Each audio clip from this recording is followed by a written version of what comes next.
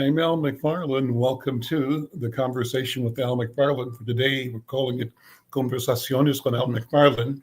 Today, in honor of our Afro-Latine culture, we are presenting in both English and in Spanish, and I'm so pleased to have to co-pilot with me today my friend and colleague, Carmencita Robles. Carmen, bienvenido. Tanto me gusta verte otra vez. ¿Cómo va?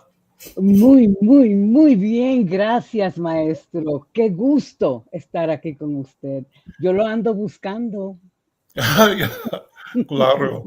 Well, it's good to be in touch again. And one of the things we want to do today is to communicate both in English and in Spanish, Muy bien. lo más posible en español. Yo digo que ya estoy aprendiendo a hablarlo, pero tanto me gusta que tú me ayudas. Tú me ayudas a conocer más de mi herencia latina. Y por eso tengo gratitud. Usted sabe que empezó conversaciones de salud conmigo. Sí. Usted sabe que me apoyó escribir en español, hablar en español, y me alegro que usted tiene su español. Well, very, very nice. Thank you so much. So today we want to have this conversation in a bilingual fashion. Carmen, take a minute, if you would, and talk more about Conversaciones de Salud, your journey, how you've come to where we are today, and the important work you do in elevating community. My favor de hablar en español, también en inglés. Tradúzcalo. Yo soy bilingüe. I'm from Brooklyn. I can do that. Mira, so once upon a time there was Mario Duarte and Al McFarlane beginning this to plant the seeds of news y comunicación en la comunidad, to tell stories, and both of you were generous and kind enough to bring me in and teach me. I never thought I was a writer. All my papers from school came back with red Fs. And I would tell papi que era pa fabuloso, pero yo no sabía nothing. Y hoy la razón que escribo, que tengo conversaciones de salud, es por Al McFarlane y por Mario Duarte. Y la razón que trabajo tanto con la comunidad es, again, por Mario Duarte y Al McFarlane, que me conectaron con Centro Cultural Chicano, that now is Centro Tyrone Guzman. And you have given me not only the soil, that fertile soil to plant the seed, but you watered it and took care of it and made sure that in these past 45 years, Al McFarlane, we have come together at this moment. Y es con mucho orgullo que Conversaciones de Salud today is really taking on. And it's directly, all the crumbs lead directly to you. And especialmente con Afrodescendientes, our column that you so graciously allowed me to write and to have fun with, and to have a full circle right now para hablar con Amicar y hablar sobre el Afrodescendientes, and also to give it life.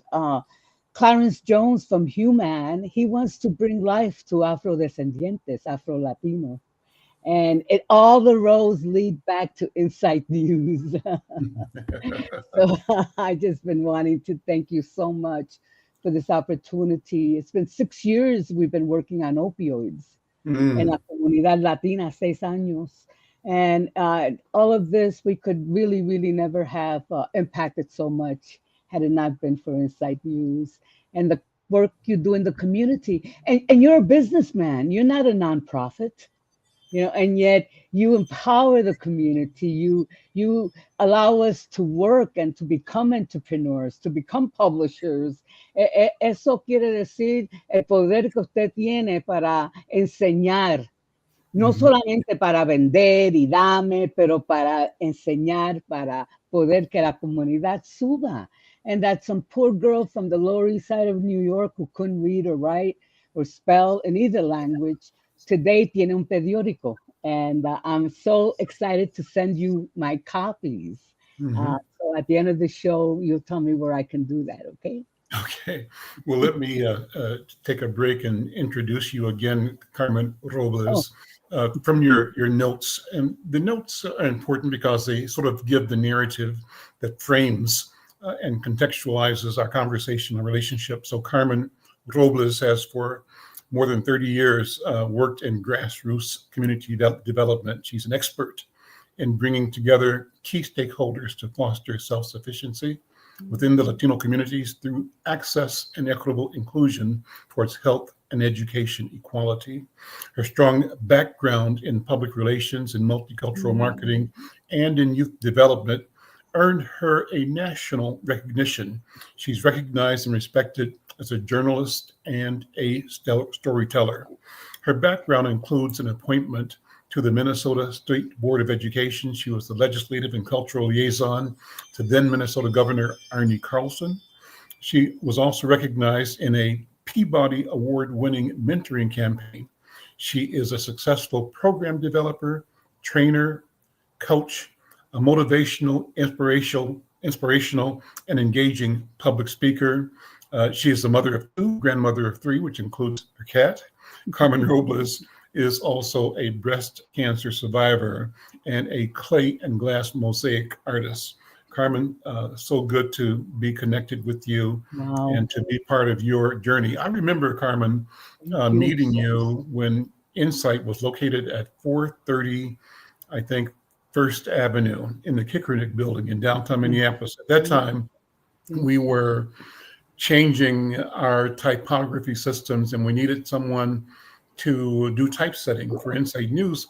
Also at that time, I believe, if my memory serves me correctly, we were getting into what we called the Ethnic Heritage Series. And the idea then, which really is what we're doing today, is to focus on the cultural groups that make up community. And one of the segments of that back in those days was the, I think, Hispanic Heritage Series. And you were on board to both produce and execute the creation of that project. Do you remember that? Oh, yes. Oh, my gosh. It was at a time in my life where I was in need of family, and I had no family except the Latino family. And so that just engulfed me and my children and gave me a purpose, you know, something solid. And I had my typing skills because in those days, when you went to high school, you had to learn a trade. Yeah, in New York. And so my trade was typing. And you offered me a job to typeset this That's right. And you so were amazing. You were amazing, yeah. Yes. Those were those early days, and you had just come from the Pioneer Press, hadn't you? Yes. And Yeah. yes, and it was like, why is he doing this? He could have been at the Pioneer Press. Yes, I was taught by absolute masters of the field. Yeah. Well, let's do this. Let's keep talking about where we've come from. One of the things we've done over the years, well, one thing you've done for me is help me develop confidence in speaking Spanish and in examining and talking about my multicultural roots, to present myself as Afro-Cubano y to hablar de mi herencia, del espíritu del sentimiento de ser cubano. Fue en la, ¿cómo se dice wedding? ¿Cómo se dice? La boda de mi hermano menor. Él se casó a una mujer como yo, first generation. Primera generación. Sí. Y cuando when I attended their wedding, I had a chance to address the family in Spanish. And it took me some time to write it and think it out, but I wrote out what my feelings were about the importance of community, about culture, and about us being a larger and growing family.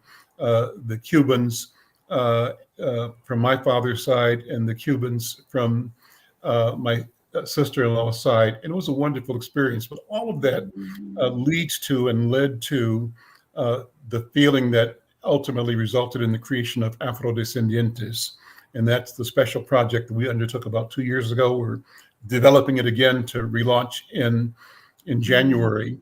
But it's a section of the newspaper that we take one story or maybe two and present that story in both English and Spanish. Then we decided to add Portuguese. Then we decided to add French. There are people in Haiti. Then we decided to add Yoruba because all of us are West African in origin. Then we decided to add Somali because there are so many Somalis in Minnesota.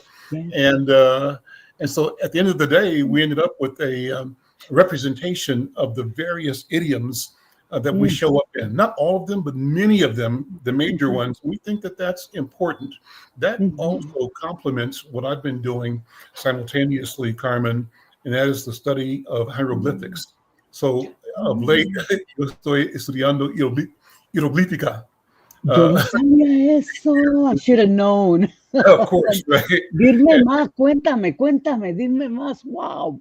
Well, yeah. But the idea is to become and to continue the love affair with language, to understand the importance of speech, of the word, how magnificent and how powerful these words we know and love and use are, and how we can grow in relationship to each other and to the Creator by really taking seriously what we think, what we say, and have that reflect what we do. Let me reflect on that a little bit, but let me add one more voice to the conversation, and let's bring her in. I'm hoping a couple of other people will join us as well, but we'll see if they're able to make it. So Ivette Izea-Martinez is here, and she's a senior program officer for advocacy at the Greater Twin Cities United Way. We can say that she and I are connected because I serve on the board of directors of United Way, and currently serving as the chairman of the board. And we asked Ivette to join to talk about community and what it means. And what she said in her notes to me is that working in community, and specifically with the Latin community, is a vital part of my identity. It connects me to my roots, it shapes who I am today, and serves as a constant reminder of the knowledge I have yet to gain. It is a journey, mutual learning and support, reminding me that there is always more to discover about our vibrant. Ivette Izea-Martinez is a proud Latina from Venezuela. She's a wife and mother of two, with over a decade of experience in community leadership and development, in youth programming, in gender violence prevention, gender equity, and community engagement. In her role as a senior program officer, community engagement at Greater Twin Cities United Way, she's dedicated to collaborating with the community to drive systemic change through advocacy and engagement initiatives that promote equity and address pressing community challenges. Bienvenido, Ivette. ¿Cómo estás? Muy bien, gracias. Un gusto conocerte, Carmen. Always good to see you. That has been forever. It's like a homecoming. Qué bendición. Gracias. Buen día. Indeed. Well, let's do this. Let's have you introduce yourself the way I did, sort of reading your bio, but say the same thing yourself in your own words. And you can say it both in English and in Spanish, because the object today is to reveal and reflect, to be the connection between our idiomatic opportunities. Yes, of course. You know, it's funny because whenever I get asked about introducing myself, it is actually very much part of the culture that I find it hard to talk about myself without talking about my community, right? Without talking about my people. So it's one question I always struggle with. So let's start with this. I am originally from Venezuela, moved here in February of next year. It will be 30 years. I have always lived in the state of Minnesota. So to many of my Venezuelan friends, I'm too Minnesotan, and to most people from Minnesota, I'm still too Venezuelan. So I call myself a Venezotan. I also marry a Puerto Rican. So, it's my household is Benerican, Venezuelan, Puerto Minnesota. I have worked in the nonprofit sector for about 15 years. I came to it really by a leap of fate. And I was so lucky to start with a culturally specific organization, Esperanza United, in the work of domestic violence prevention. When I moved to Minnesota as an immigrant, I lost my voice. So many things get taken from you, your leadership, your voice, you're not sure how or where you fit in. You can't really connect or relate to people via your language. Cultural practices are different. That I get very used to being quiet and sitting at the end of the room and observing and really truly believing that my opinion didn't matter. I needed to do what I was seeing. And it's incredible, but the work of domestic violence prevention helped me find my voice again. So it was that connection of being both serving in a culturally specific organization in Minnesota, and that gave me the opportunity to be in community, to be with my people, with Latina survivors of violence. And it's precisely their strength, their resiliency, the incredible amount of knowledge and love that each participant I work with had that helped me find my voice. And 15 years later, here I am. I have navigated through several programs in the areas of DV, housing, economic development, youth development, and now taking a try at policy and advocacy because we need representation. Por favor de decir lo mismo en español. Claro que sí. Mi nombre es Ivette Izea-Martinez. Primero que nada, soy de Venezuela y estaba hablando un poco que como buena parte cultural, para mí es difícil muchas veces hablar de mí sin hablar de mi comunidad. Y es quiénes somos, ¿verdad? Pensamos en nuestra comunidad, es parte del colectivismo. Yo llegué al mundo de non-profit hace 15 años por casualidad o quizás por brincar al vacío con mis ojos cerrados y esperar lo mejor, como pasan muchas cosas. Y llegué a una organización, Esperanza United, que es culturalmente específica y trabaja en la prevención e intervención de violencia doméstica. Y fue precisamente allí donde volví a encontrar mi voz. Y le comentaba a Ali, a Carmen, que cuando llegué aquí como inmigrante hace 30 años, siempre he estado en Minnesota, perdí un poco de mi voz, de mi seguridad. Me acostumbré mucho a sentarme en la parte de atrás de las reuniones o del salón y simplemente limitarme a hacer lo que veía, ¿verdad? Para tratar de ser invisible. Y si era invisible, pues nadie me iba a molestar. Pero increíblemente fue en el trabajo de prevención de violencia doméstica, en el centro de mi comunidad, donde volví a encontrar mi voz y mi fuerza, y sigue siendo un trabajo en evolución. 15 años después aquí estoy. He tenido el gran privilegio de trabajar junto a la comunidad en áreas de vivienda, de desarrollo económico, desarrollo de capacidad de jóvenes, en prevención de violencia. Y ahora aquí probando suerte en el área de abogacía y política pública porque necesitamos representación. Es el lugar donde podemos crear cambios sistémicos y hace falta. El trabajo directo es esencial y es importante, pero también tenemos que estar en el Capitolio.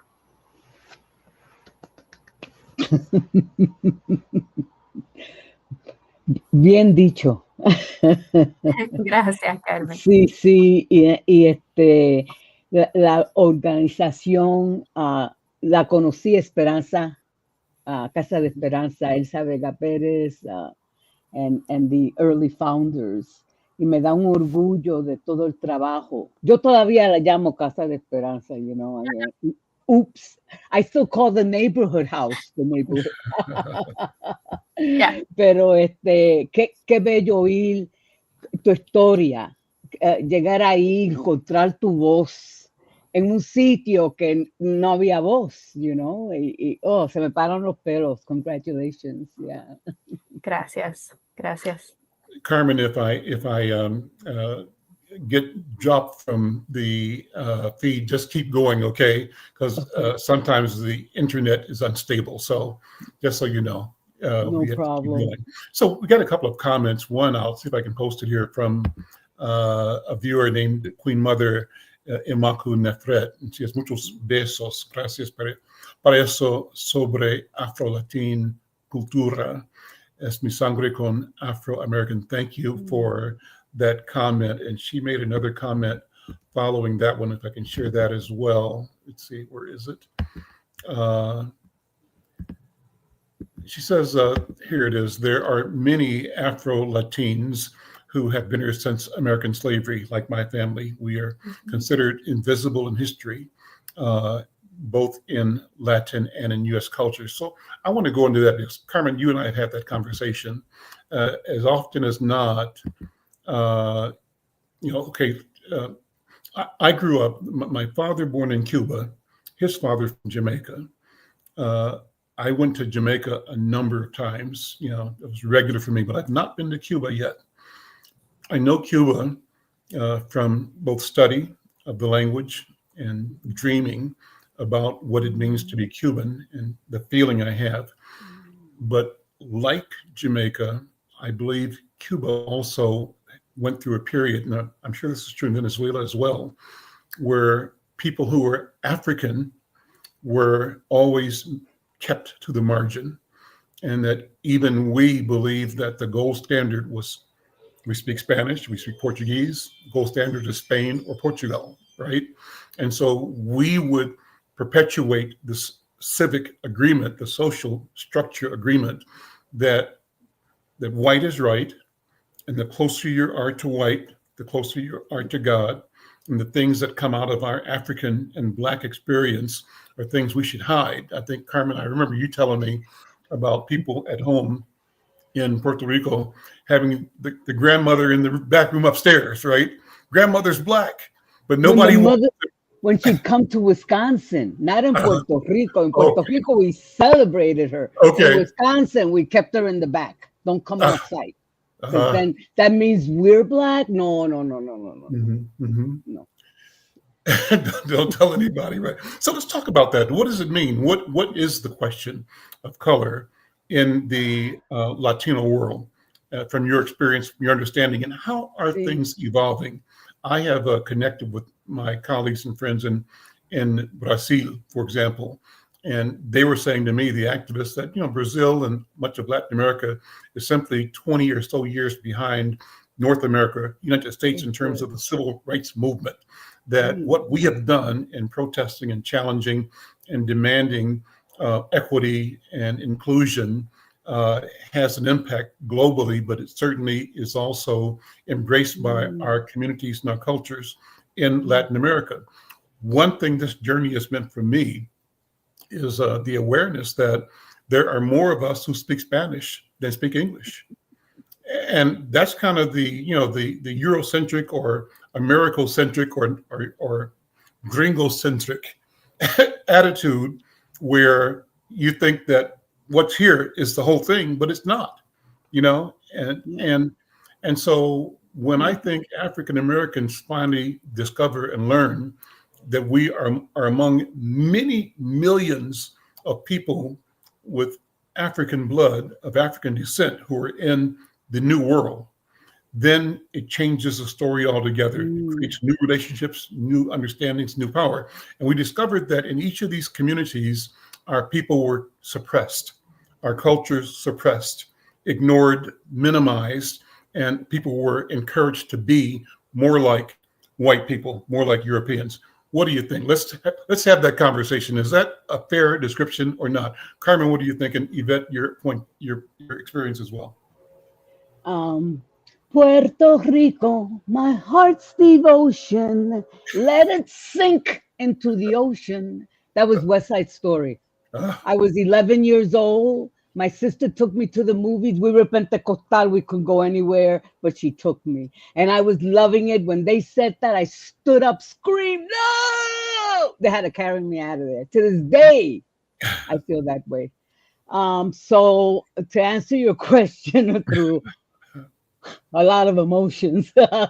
In mi casa, we were like, you're lucky to be Puerto Rican and you're lucky to be in America. And so I carry that. I work with jóvenes and I tell them, you must learn English. And then I learned that, English is like number 9 in the world. And it's like, whoa, all those things you must, and this is how you do it. And it's a rude awakening. I always felt que yo nunca creí que Puerto Rico quería dar su isla y quería que alguien viniera y le dijera que todo que hacer. Yo nunca creí eso. I never believed that Native Indians que they really sold New York for beads.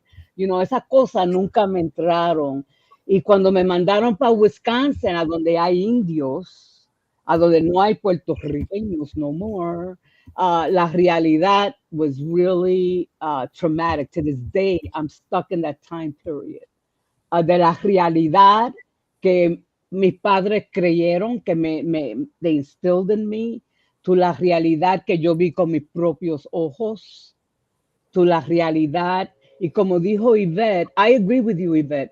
Mi voz vino cuando yo usé mi voz para la comunidad. Para mí, yo no tenía voz, no voice whatsoever. Pero para otro, y being Puerto Rican, I didn't need no stinking papers, It's like, what? I don't need no badges. So eso a mí me dio hasta más confianza.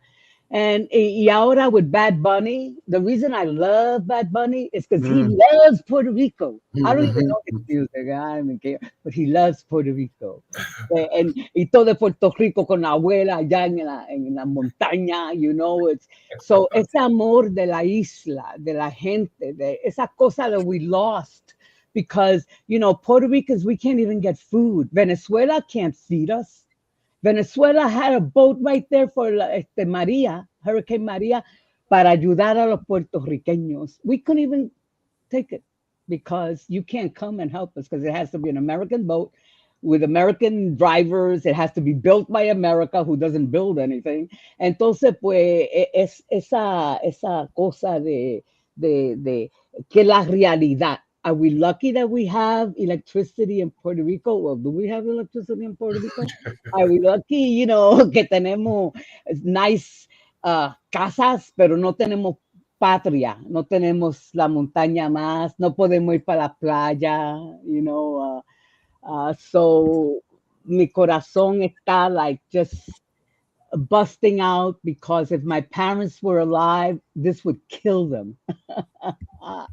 La realidad que Puerto Rico is really a colony, it's really, it was, and we were really used. The women were really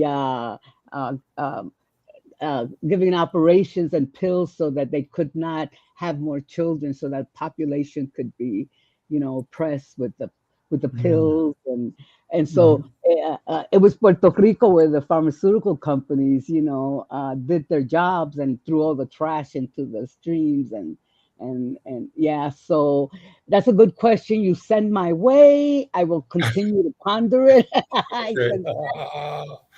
Well, we think about it all the time, and I think we have to. That's and right. I think the And word. I would say, Al, to your question, that your description was pretty accurate. I believe there's been some evolvement, perhaps even more so in the Caribbean countries.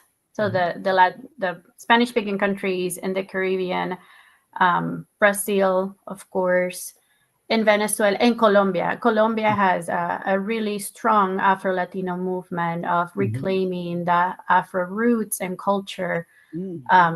Which is truly inspiring. But I think your description was right on point. I was thinking about Latino heritage and what it means to me, really. And as I was thinking about it, I was reflecting on, I never really had to think about it until I moved here. But the reason why I never had to think about it until I moved here is also because I'm a lighter skinned Latina. So in Venezuela, I never really had to worry about what my physical appearance meant to people, right? I didn't face systemic barriers because I was an Afro-Latina or my hair wasn't straight. So it in reality is, I would say, and this is going back to 1996. I moved here when I was 16 in 96. So before that, I can't speak to Venezuela now because unfortunately I have not been able to go back in 30 years. But back then, there was certainly a difference that was marked, not just with Afro-Latinos, but with our indigenous communities too. I'm very saddened to say that my knowledge of indigenous communities in Venezuela is very minimal, very, very, very, very minimal. I can name them, but I really can't go back and tell you what are some of our cultural practices that come from indigenous communities. From our Afro-Latinos in Venezuela, I can, because it's this thing of not recognized in history, not celebrated for the contributions. But the minute that a drum comes out at the beach, everybody remembers we have Afro-Latino culture, right? That's It's right. like nobody can resist the beat of the drum, myself included. So, it was really interesting the ways that it showed up, but then how conveniently we forgot that side of our history when it came to having access and just for equity to be present. So yes, I would say when I was growing up in Venezuela, the least privileged neighborhoods were highly populated by Afro-Latinos. The schools at more disadvantage were more so with Afro-Latino children. And so it's work in progress. That's why I said it's a work in progress. When I was filling out the form for the show, one of the questions was, what is a book that you have read recently? And I started reading How to Be Anti-Racist in Spanish. I knew the book existed in English, but I really wanted to read it in Spanish to better grasp the concept. And there's just so much that we still don't know. I'm 45 years old, and I always say I'm not an expert at anything. And certainly the recognition of the contributions, the forced contributions, because it wasn't even willingly, our Afro descendants did not come here by choice, did not make it to this continent by choice. So forced contributions to some degree, right? Or for all of it. We need to do better. We certainly need to do better. And it's not enough to not be racist. We have to cross the bridge to become anti-racist. And I don't know, that's not something that I knew about, right? I learned about not being racist when I moved here, but I'm learning now about how do I become an anti-racist, because not being racist isn't enough. Let me check out some of the comments. One of our regular viewers and listeners is the Big Cheese.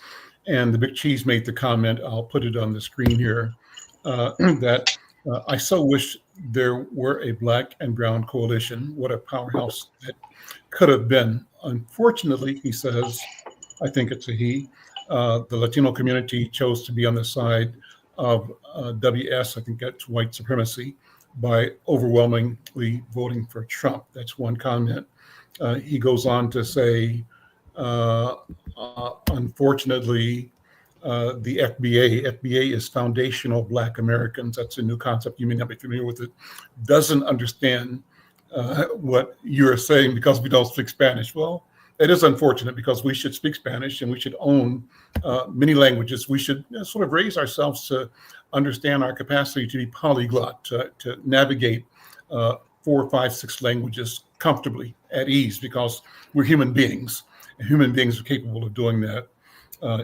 Big Cheese goes on to say, unfortunately, too many Blanco Latinos bring the class system to the United States. So those are all comments. Another person just says, congratulations again, Michelle Delicious Lights is a regular viewer. Greetings, Brother Al McFarlane and distinguished guest. I'm Al McFarlane. This is The Conversation with Al McFarlane, and we're celebrating Afro-Latine culture, Latino culture. We're celebrating human beings in this great conversation.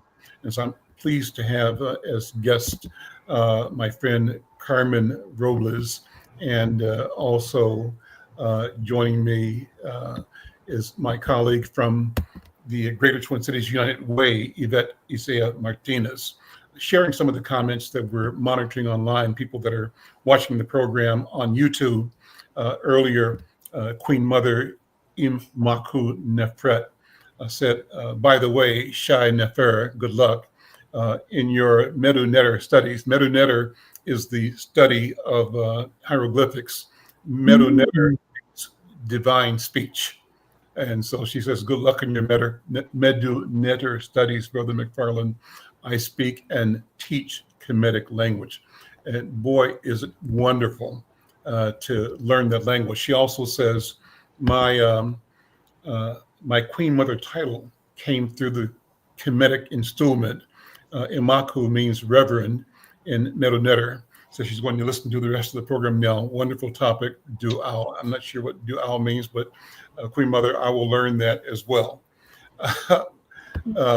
And here's one more comment. The Big Cheese says, I live in Southern California where racism is heavy against Black people in the Latino community. Well, let me stop with that. You know, Carmen and Ivette, what are the feelings that you hear and see? Because there's a lot of discussion right now after the election about, you know, maybe 80% of Black women and 50 or 60, 70% of Black men voted for Kamala Harris, but the numbers were far different in the Latino community, particularly among Latino males. Are we in the Latino community as focused on that discussion, that consideration, as we in the African community seem to be? What are you feeling? What are you hearing? What are you thinking? Carmen, what do you think? Okay.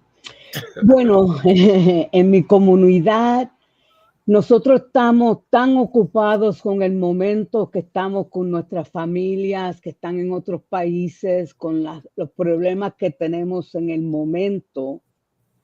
Y la comunidad, my demographics, con quien yo trabajo, esa comunidad. Usted está hablando más para la comunidad que votes y que hacen eso. Aquí en Minnesota yo pienso que estuvimos bien, fue en Florida y en esos estados. Yo no estoy ahí, yo no puedo hablar por ellos. Pero en mi comunidad, especially for Puerto Ricans, we're very political. You know, mi casa era toda política de Puerto Rico. I'm sure Ivette, with her Puerto Rican side of the family, you know, con un pernil y arroz con gandules and a little dominoes game, and you're talking politics, ¿verdad? Pero para mí, en estos momentos y en mis años que estoy trabajando, especially since COVID, all of my concentration is going para la salud y para dar recursos y para dar las ganas y dar la esperanza a nuestra comunidad. Los problemas que mi comunidad me traen a mí, no es que voy a perder mi casa si me sacan de aquí, pero mi hijo está enterrado aquí. ¿Cómo voy a llevar a mi hijo que está muerto, enterrado, para donde me van a votar? So you know, mi trabajo es un poquito diferente en los pensamientos, en las conversaciones que tenemos. Pero perhaps Ivette puede dar más información. Te lo paso a ti, Ivette. Sí, claro que sí. Yo creo que varía, y quiero hacer la aclaratoria que los sentimientos que yo expresé aquí no son opiniones de Greater Twin Cities United Way, pero son mis observaciones bajo mi experiencia. Yo creo que mucho es basado en miedo. No podemos negar lo compleja de la historia política de nuestros países latinoamericanos y de la eterna batalla entre partidos de derecha, izquierda, la confusión entre lo que es comunismo y lo que es socialismo, y muchas veces se equipara a que comunismo es igual a socialismo, y en realidad no es lo mismo, ¿verdad?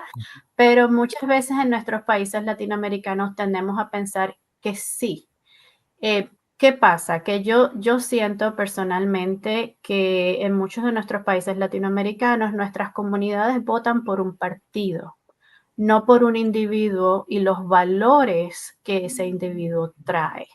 Entonces nos acostumbramos a votar por una ideología partidista y porque esta persona representa el partido por el que históricamente nuestra familia ha votado o fue lo que escuchamos cuando estábamos creciendo, asociamos, y es casi como una cuestión de lealtad, ¿verdad? Yo sé que en Puerto Rico hay dos partidos que muchas veces es el PNP y el Partido Popular, creo que son, ¿verdad? Y yo no sé, yo no entiendo de ninguno de los dos, pero me da mucha risa porque las discusiones no son de candidatos individuales, ni cuáles son las políticas que esos candidatos ofrecen, son verdaderamente acerca del partido y por qué partido es mejor. Yo siento que muchas veces traemos ese miedo a este país también o a cualquier país al que nos vamos. Entonces, yo verdaderamente como individuo, yo siento que no es un problema del partido, es un problema de nos estamos tomando el tiempo o tenemos el acceso, la facilidad, los recursos para entender cuáles son las políticas que un candidato que queremos apoyar o ambos están proponiendo para tomar una decisión informada, la que sea, ¿verdad? Porque no estamos aquí para decirle a la gente por qué votar, pero para que voten de verdad conscientemente de qué es lo que están escogiendo. Y luego, por supuesto, como es la política y como es el mercadeo, se aprovechan de las emociones de las personas. Si yo estoy aquí como venezolana y un candidato me dice que si yo lo elijo a él, van a resolver la situación política de Venezuela. Bueno, yo tengo mucha familia en Venezuela, yo no he podido pisar mi país en 30 años. ¿Quiero volver? Por supuesto. ¿Quiero ver a mi familia? No me cabe la menor duda. Voy a dudar entre quién apoyar. Si me convencen de que van a hacer algo por Venezuela, quizás sí. Entonces yo no veo, y muchas de las personas que se dice que apoyaron al actual presidente en estas elecciones son de Venezuela. Yo puedo tener una forma diferente de pensar, pero mi empatía, mis años en este país, mi acceso a información, a poder tener conversaciones que piensan diferente que yo, me llevan a entender que muchas de esas ideologías vienen de miedo, no quieren volver a pasar por lo que vivieron en Venezuela o por lo que alguna vez vivieron quizás en Chile bajo una dictadura o lo que vivieron en Argentina. Y es este entendimiento de que no vamos a votar por la izquierda. Y yo siempre digo, este país no tiene partido de izquierda, por lo menos no un verdadero partido de izquierda. Es una sociedad capitalista. Ambos partidos son capitalistas. Lo implementan de diferentes formas. Pero en este país no hay un partido socialista. Y eso es parte muchas veces de lo que las comunidades fuera no entienden. Yo puedo decir que en estos momentos hay muchas personas de mi familia con las que yo no puedo tener conversaciones porque no entienden y apoyan ciertas políticas en las que yo no estoy de acuerdo. Y hay esa desconexión, ¿no? Te desconectan no nada más de tu comunidad aquí, pero te conecta también de tu comunidad fuera, que verdaderamente piensan que este país tiene claramente un partido de izquierda y un partido de derecha. Oye, pero eso fue beautifully said. Wow. Pero ahí tocaste tantas cosas que para mí it's like connecting the dots, porque yo soy from Brooklyn, Puerto Rico, puedo ir, venir, y lo veo, pero no lo he vivido. In English, in English. Oh, in English, okay, I got it. So I want to thank you very much for describing it in such a manner. It was able to connect the dots for me because I'm from the United States and from Brooklyn, and I just lived Puerto Rico through stories. My first trip to Puerto Rico was when I was 40 years old. So everything has been in my head and my heart. And yeah, exactamente. Usted tiene que ir para Cuba. So Ivette, usted, gracias. Wow. This has been like a spiritual moment for me right now and connecting the dots about how, our communities, the impact they had in Cuba, in Mexico, in Venezuela. Beautifully said. Thank you so very much. Wow. I'm blown away. Well, you know what? We did, Ivette, talk to you about or introduce you as a member of the team at United Way, and I would love to take a minute to have you talk about your work there. It's an important organization. What's your vision, your focus, and how does United Way as an institution seek to serve community and what we both believe can be what's the right word for it? A spirit of belonging for all of us. Yeah, absolutely. Well, my role at Greater Twin Cities United Way is within the advocacy team. So we work helping mobilize policy, not only at the capital, but agency level, systemic change in the areas of housing, food, education, economic opportunity, impact around the nonprofit sector as well, of course. I joined United Way about a year ago. And prior to that, my understanding of United Way was also seeing them as a funder. But clearly, United Way is more than that. We run the 211 line, which is a line that can connect anyone in the state of Minnesota to resources, and a big collaborator as well in the 988 line with the Minnesota Department of Health, and that is the line for suicide prevention. So that's our site that connects us to direct services, and through both, there is access for people that speak several languages. You do not need to be an English speaker to reach either one of the lines. You can call, and we will either had operators that speak the native tongue of the person calling, or we can connect with translators that will help navigate the situation. In how we're connecting and how we're serving the community, United Way partners, and we don't like to call it grantees because it's beyond funding, it's beyond, we call it the support beyond the dollars, right? So the organizations that we work with, they're really our partners. And specifically in the Latino community, some of the organizations that we partner with have been named. So Carmen, you mentioned Centro Tyrone Guzman, which is one of our biggest partners. I mentioned Esperanza United. Clues, of course, Comunidades Latinas Unidas en Servicio is another partner. The Latino Economic Development Center, Mi Casa out in Chacopee, Copal. And I would say there, La Oportunidad, it's another one. But there are many others, right? So I think it starts there. The majority of these organizations are in the metro area, which is in terms of the funding side of the work, it is our priority area. All of them are operating either within a housing program, food, education, or economic stability. But in general, they all do fantastic work. So the mission really, the vision is to be a bridge builder, a connector. We know that United Way doesn't have the capacity nor the funding to solve all the problems and all urgent needs. But together we can, connecting the resources to the organizations that have direct access to the ground, and then make an inclusion of policy too. Like I mentioned before, yes, responding to the immediate needs is important, but it's also important to look at long-term. What is the systemic change? How can we ensure sustainability of these organizations and so many others? And that needs to come through systems change with agencies, with policies, being in the spaces where many times these organizations don't have the capacity to be at, not because lack of knowledge, because they have all the knowledge, but because of time or funding. So I'm talking about resources that presents a challenge and a barrier. So what we're trying to do in the advocacy team is, one, lift up these organizations, amplify their work, and then lead in the spaces that we're recognized as leaders, for example, the early education space. But how do we amplify the voices of those that are doing the work? How do we help amplify their resources so that we can ensure long-term sustainability? Awesome. May I add, please, con permiso?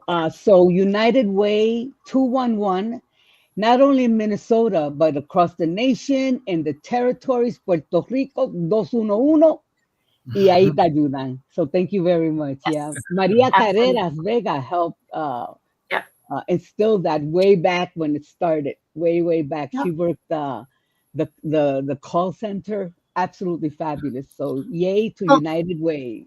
And thank you for mentioning that, Carmen, because something that not everybody knows is our 211 line is completely funded by United Way. So we do not receive government funding. That is thanks to our donors and our partners that we're able to run the line.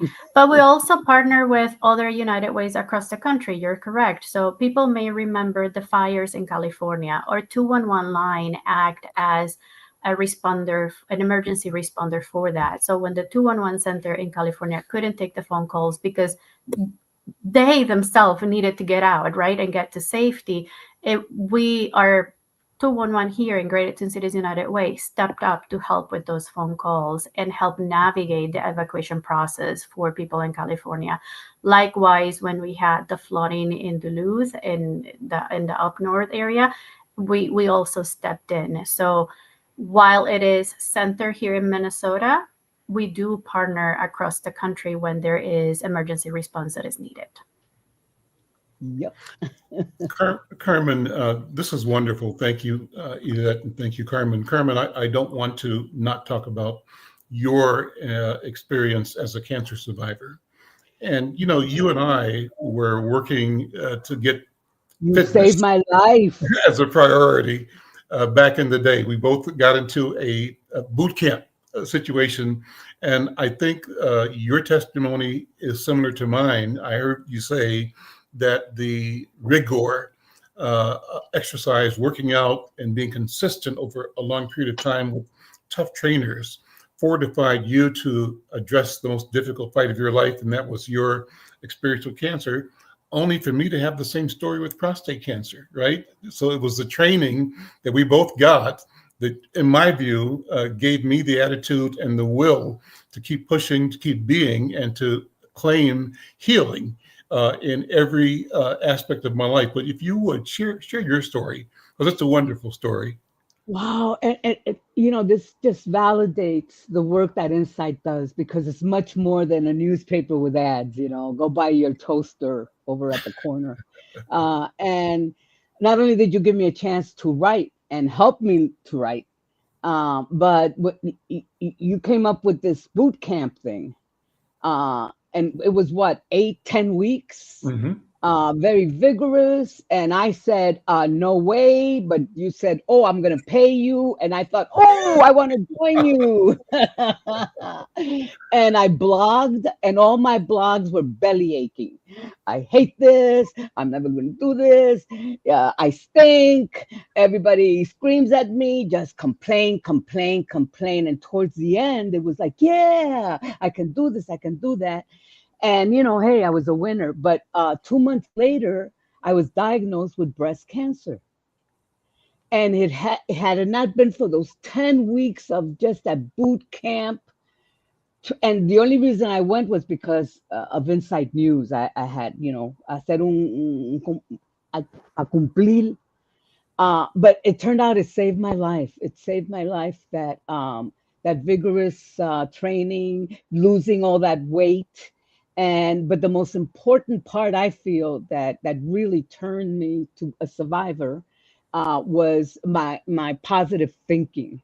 Mm-hmm. It was no more, it was, you know, yeah, I can do this. And it was an incredible, I keep thinking, if it wasn't for that 10 horrible weeks that, and you won a national award. We were like, you know, it was a big deal, that with Mayo Clinic and the twins, the Target Mayo Clinic. It was very, yes. And I did not want to continue, but I had to.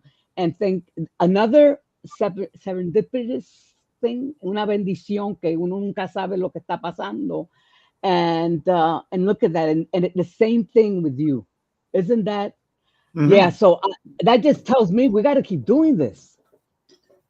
You know, we got to keep bringing in la salud. Our children are, you know, not eating healthy. All they do is sit in a machine, and they're not moving, and they're not drinking water. And so I think Inside News needs to go back and bring in the boot camp. Well, there we go. Listen, my friends, Ivette and Carmen, thank you both for being here. What a wonderful hour this has been.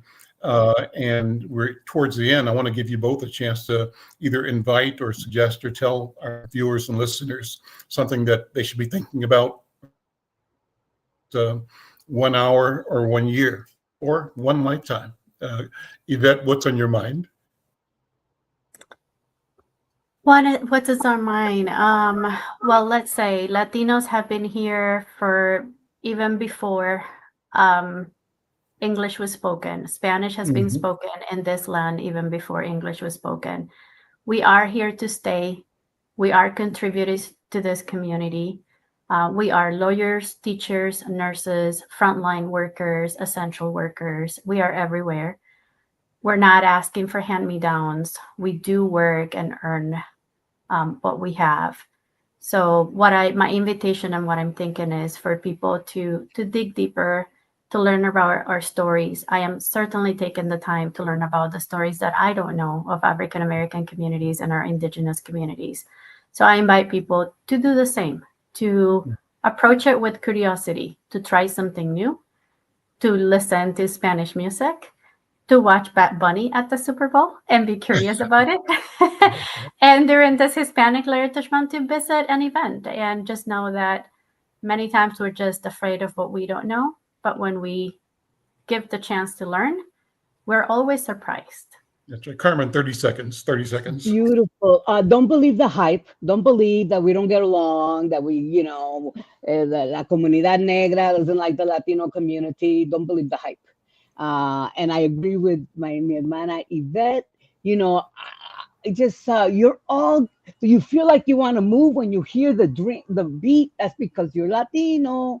So I leave you with the joyous prayer that we all, as human beings, just love and embrace each other. And thank you. Let me close with the note from Queen Mother Imaku Nefret. She says, I asked her in the chat, what does dual mean? She said dual means many thanks. So to you, dual, many thanks. Dual. I'm Al McFarlane. We'll see you next time. Adios. Dual. Thank you.